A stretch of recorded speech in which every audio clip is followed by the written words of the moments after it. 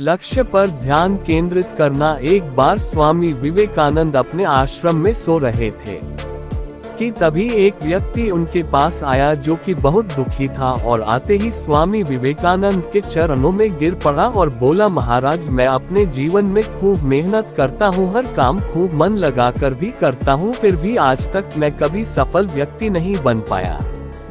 उस व्यक्ति की बातें सुनकर स्वामी विवेकानंद ने कहा, ठीक है, आप मेरे इस पालतू कुत्ते को थोड़ी देर तक घुमाकर लाए, तब तक आपके समस्या का समाधान ढूंढता हूँ। इतना कहने के बाद वह व्यक्ति कुत्ते को घुमाने के लिए चला गया और फिर कुछ समय बीतने के बाद वह व्यक्ति वापस आया तो स्वामी विवेकानंद ने उस व्यक्ति से पूछा कि यह कुत्ता इतना हाफ क्यों रहा है, जबकि तुम थोड़े से भी थके हुए नहीं लग रहे हो, आखिर ऐसा क्या हुआ?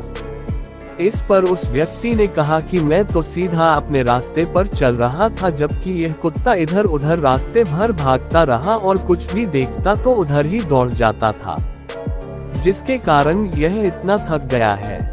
इस पर स्वामी विवेकानंद ने मुस्कुराते हुए कहा, बस यही तुम्हारे प्रश्नों का जवाब है। तुम्हारी सफलता की मंजिल तो तुम्हारे सामने ही होती है, लेकिन तुम अपने मंजिल के बजाय इधर उधर भागते हो, जिससे तुम अपने जीवन में कभी सफल नहीं हो पाए। ये बात सुनकर उस व्यक्ति को समझ में आ गया था कि यदि सफल होना है तो हमें अपने मंजिल पर ध्यान देना चाहिए।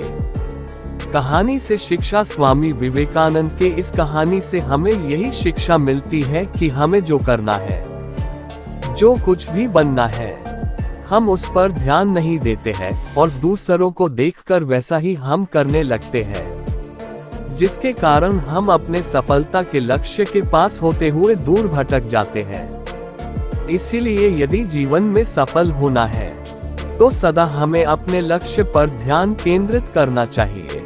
नारी का सम्मान। स्वामी विवेकानंद की ख्याति देश विदेश में फैली हुई थी।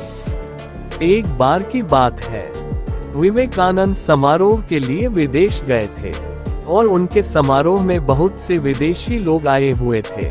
उनके द्वारा दिए गए स्पीच से एक विदेशी महिला बहुत ही प्रभावित हुई और वह विवेकानंद के पास आई और स्वामी विवेकानंद से बोली कि मैं आपसे विवाह करना चाहती हूँ ताकि आपके जैसा ही मुझे गौरवशाली पुत्र की प्राप्ति हो। इस पर स्वामी विवेकानंद बोले कि क्या आप जानती है कि मैं एक सन्यासी हूँ, भला मैं कैसे विवाह कर सकता हूँ? यदि आप चाहो तो मुझे आप अपना पुत्र बना लो, इससे मेरा सन्यास भी नहीं टूटेगा और आपको मेरे जैसा पुत्र भी मिल जाएगा। ये बात सुनते ही वह विदेशी महिला स्वामी विवेकानंद के चरणों में गिर पड़ी और बोली कि आप धन्य हैं, आप ईश्वर के समान हैं, जो किसी भी परिस्थिति में अपने धर्म के मार्ग से विचलित नहीं होते हैं।